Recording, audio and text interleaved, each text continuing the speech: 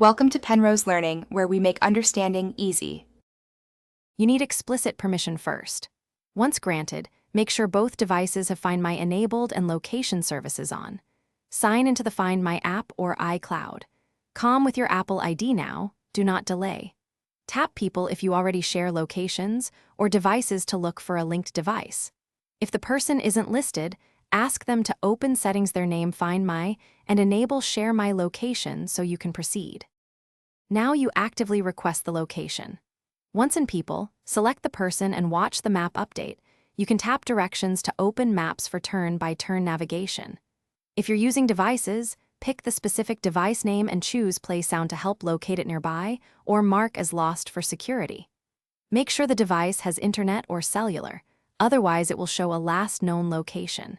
If you need continuous tracking, ask the person to finish by following the map pin and tapping directions. Make sure you choose the correct transport mode for ETA accuracy. If the phone is offline, mark it and enable Notify when found so you get an update when it reconnects. Make sure to sign out of iCloud on any public machines and, if needed, use Play Sound or mark as lost to protect data. If something goes wrong, check location services and Find My settings on the other device, and ask the person to reconnect to the internet. Thanks for watching. If this was helpful, leave a like and consider subscribing. See you next time.